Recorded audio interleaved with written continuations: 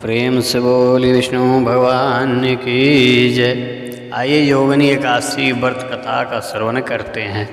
धर्मराज युधिष्ठिर कहने लगे, भगवान, मैंने ज्येष्ठ शुक्ल पक्ष एकादशी की व्रत का महत्व सुना।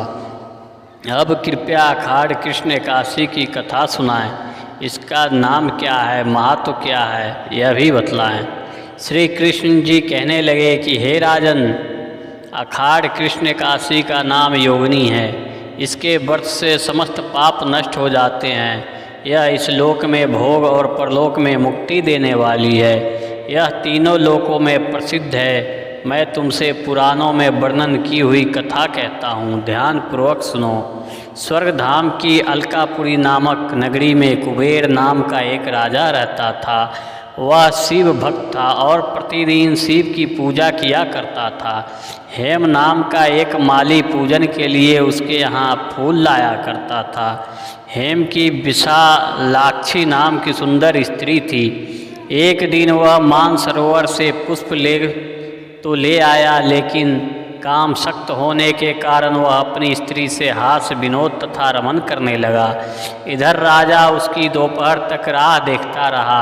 अंत में राजा कुबेर ने सेवकों को आज्ञा दी कि तुम लोग जाकर माली के न आने का कारण पता करो, क्योंकि वह अभी तक पुष्प लेकर नहीं आया। सेवकों ने कहा कि महाराज, वह पापी अति कामी है, अपनी स्त्री के साथ हास्य विनोद और रमन कर रहा होगा। यह सुनकर कुबेर ने क्रोधित होकर उसे बुलाया।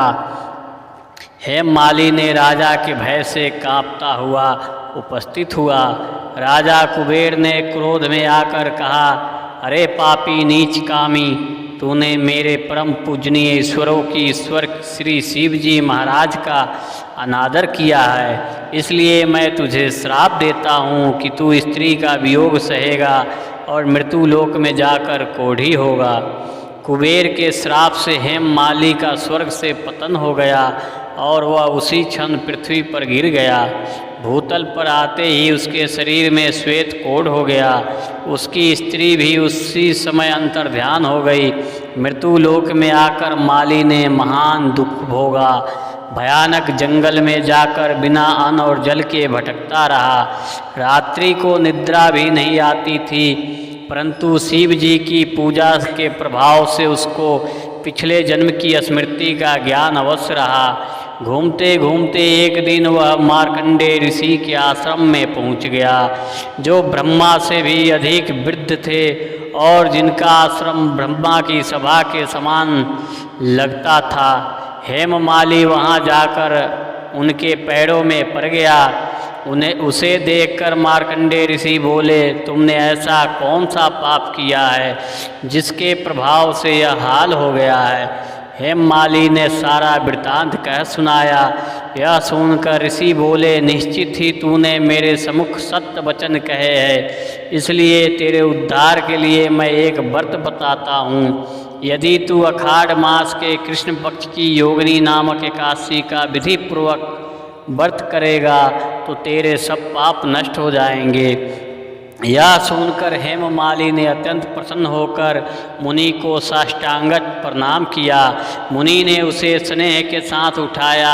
हेममाली ने मुनि के कथा अनुसार विधि पूर्वक योगिनी एकादशी का व्रत किया।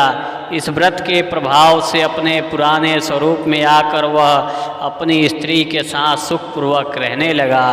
भगवान कृष्ण ने कहा, हे राजन, यह योगिनी एकादशी का व्रत 88,000 ब्राह्मणों को भोजन कराने के बराबर फल देता है। इसके व्रत से समस्त पाप दूर हो जाते हैं और अंत में स्वर्ग प्राप्त होती है। इसी प्रकार जो कोई योगिनी एकादशी व्रत करता है या कथा का श्रवण करता है, उसके सारे पाप नष्ट हो जाते हैं। प्रेम से बोली विष्णु भगवान की जय।